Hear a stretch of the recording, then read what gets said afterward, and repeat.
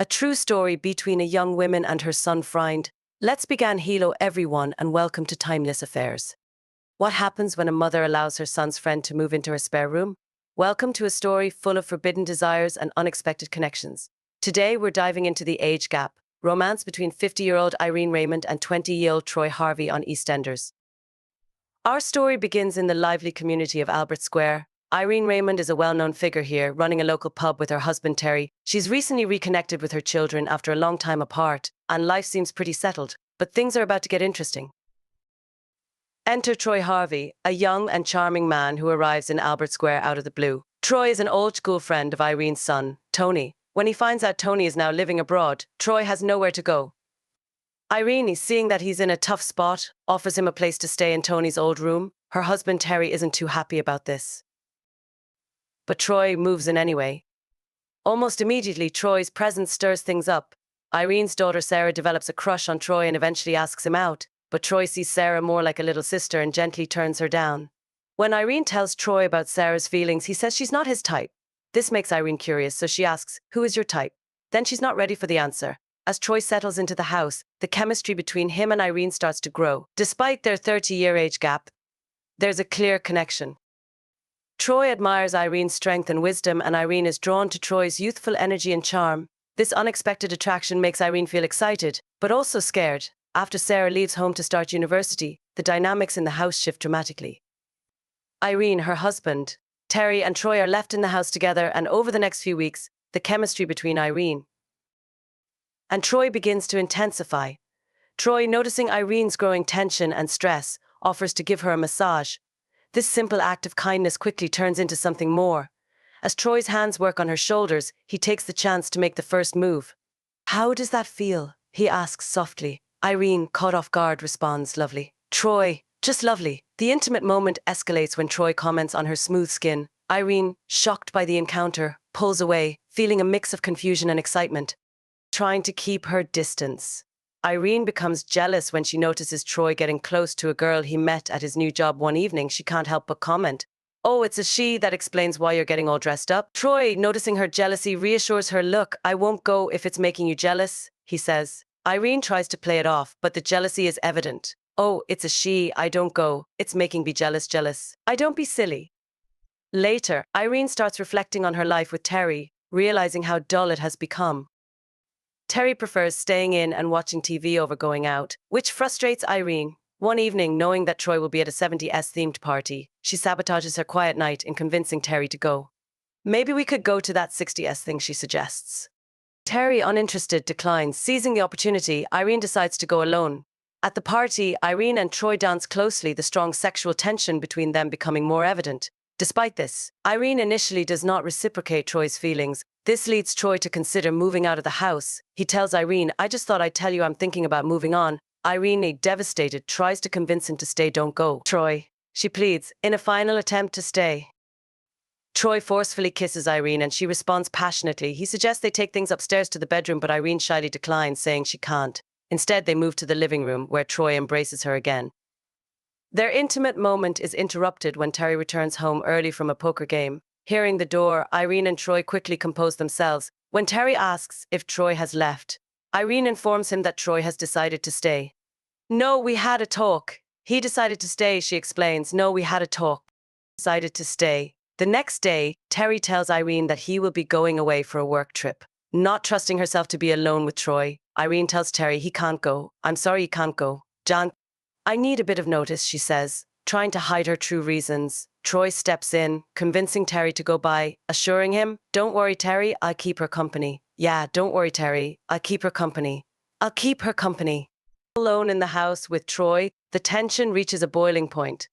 Troy cooks a romantic meal for them, but Irene, consumed with guilt, struggles to enjoy it. "I'm not hungry," she says. "Why not?" Troy asks. "Because we shouldn't be doing this," Irene replies, clearly torn. She leaves the house trying to escape her feelings. However, moments later, Irene has a change of heart. She returns home, giving in to temptation. That night, she and Troy share a passionate encounter. The next morning, Troy finds Irene washing the bedsheets from the night before. Filled with guilt and worry about her husband's return, she tells Troy, "This cannot happen again. Not anymore, yeah, but this time I really mean it." "Okay, no more." Despite her words, the chemistry between them is undeniable and their affair continues. This marks a turning point in their relationship. The secret moments they share are filled with excitement and danger, adding to the intensity of their forbidden romance. Irene wrestles with guilt while trying to maintain a facade of normalcy with Terry, but the passion she feels for Troy is too strong to ignore. The stage is set for more drama and heartache as their story unfolds. Troy, wanting some alone time with Irene, gets the keys to an empty apartment from a friend. He invites Irene over, hoping they can enjoy each other's company without interruptions. Irene can't resist, and soon they find themselves in each other's arms. Afterward, lying together, Irene admits she hasn't felt this happy in a long time. Troy reassures her, saying everyone deserves a bit of happiness. However, their bliss doesn't last long. On her way back home, Irene bumps into Terry, who's curious about where she's been feeling the pressure. Irene lies and says she was getting treatment for her sore back. This close encounter should have been a wake-up call for Irene, but the thrill of the affair keeps pulling her back to Troy. The secrecy adds a mix of excitement and danger to their relationship. Irene feels guilty but can't stay away from Troy. She tries to act normal around Terry, but the stolen moments with Troy keep their affair alive. Their secret isn't safe for long. After a secret getaway to a hotel, Irene is caught kissing Troy in a taxi by their nosy neighbor, Pat Evans. Worried that Pat will spill the beans, Irene confronts her. Pat says she won't interfere, but she warns Irene that secrets like these rarely stay hidden. Despite this, Irene can't end things with Troy. She becomes jealous when she hears Troy is getting close to another older woman, Rosa. Confronting Rosa, Irene makes it clear that Troy is off limits, revealing her own feelings in the process. This confrontation tips Rosa off about Irene's affair with Troy. The affair brings constant turmoil. The thrill of sneaking around is exciting but also exhausting. Irene tries to keep up appearances at home while being deeply involved with Troy. The fear of Terry finding out looms over them, but their attraction is too strong to ignore for Troy. His feelings for Irene grow deeper, but he's also aware of how complicated things have become. They both know their relationship is forbidden, but the intensity makes it hard to stay apart. As Terry's suspicions grow, the pressure builds. What started as an exciting secret now threatens to unravel their lives. How will Irene and Troy handle the growing challenges of their forbidden love? Now comes the turning point of Irene and Troy's relationship. It's Christmas Day, and the holiday spirit is in full swing. Terry heads out to pick up a loaf of bread, a simple errand that turns out to be anything but. While out, Terry bumps into Rosa, who drops a subtle hint about Irene. "Look, it's none of my business, Terry, but I think Irene's feeling a bit neglected. Pay her more attention," she says. Terry, puzzled and a bit suspicious, heads home only to find Irene and Troy sitting a little too close together on the sofa. Later, he finds the fresh loaf of bread discarded in the water bin outside, realizing Irene sent him out just to spend time alone with Troy. Devastated by this discovery, Terry finds a way to get Irene out of the house temporarily. Alone with Troy, Terry's anger boils over. He punches Troy in the face and demands to know how long the affair has been going on. Terry asks Troy if he loves Irene, saying that if he truly does, he should step aside. Troy, unable to answer, is told to pack his bags and leave immediately with the warning to never contact Irene again. "You've got 5 minutes, everything you own in a bag, and show your face again. I'll kill you." When Irene returns home, she finds out that Troy has gone. She quietly sobs alone on the stairs, mourning the loss of the dream she had with Troy.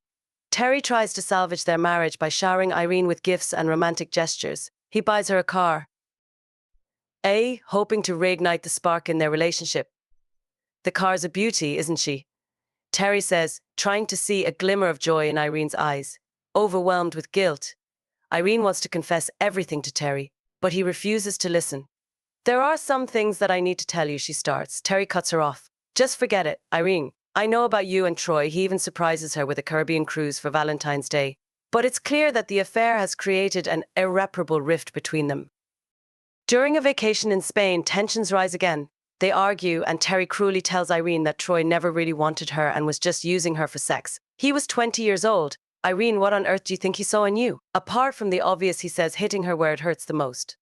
He reveals that he offered to step aside for Troy, but Troy chose to leave without her. He was 20 years old. "What on earth do you think he could possibly see in you?" Apart from the obvious, their argument is filled with hurtful words, and both say things they can't take back. By the end of the vacation, Terry buys Irene another car, but this time he gives her a choice. "You can stay with me and we can try to rebuild our life, or you can take the car and leave for good," he tells her. Irene, wanting more from life, decides to take the car and leave.